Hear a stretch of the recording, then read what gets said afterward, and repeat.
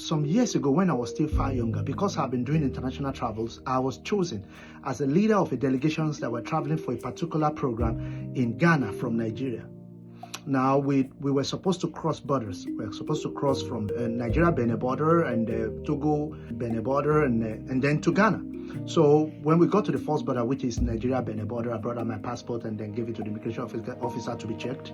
And I looked back to the other member of the delegations, and I was shocked that not even one of them had a traveling document. They don't have a passport. And so I said, how do you expect to travel without a passport? One of the elderly ones among them told me, said, oh, well, we are members of ECOWAS community, so we should be able to cross without a passport. I said, oh, no, it's not going to happen. And so they started talking to the immigration officers, and by the way, ECOWAS means Economic Community of West Africa.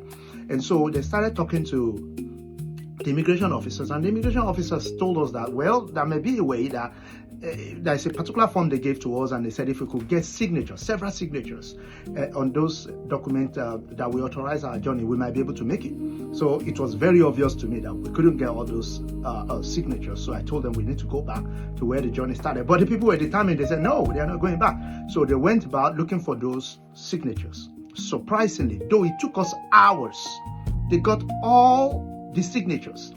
And we were able to travel from Nigeria to Ghana with that document. Now, from the moment I said it was not possible that they went to look, I was just like those 10 spies that said it was not possible for Jericho to be taken. They forgot about me. I was no more their leader, obviously. It makes sense to anybody that I was not a leader.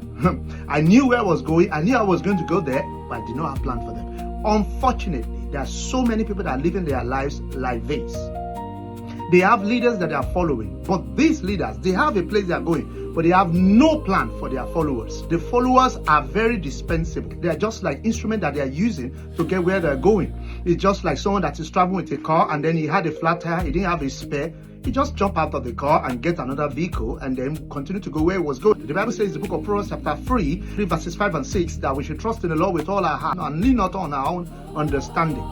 Who are you following? Did your leader have a plan for you? Or are you just an expendable instrument that's being used for a journey that the leader has for himself and his family? God is the only one. Jesus Christ is the only way, the truth, and the life, the one that can take you where you're going. Your dependency on human being will lead you to failure and discouragement. You need to trust in God and take your eyes off men. Men will fail you.